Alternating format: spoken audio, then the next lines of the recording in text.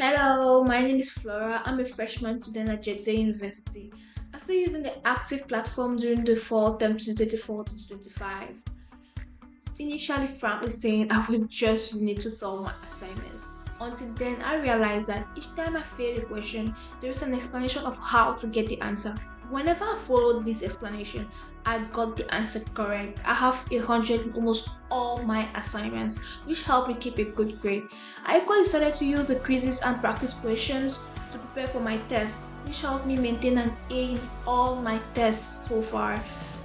Equally, I use the Active Chem 101 textbook to prepare for my lectures so I can catch up with the teacher, answer questions, and that equally helps me to give a good impression in front of my teacher, maintain a good grade.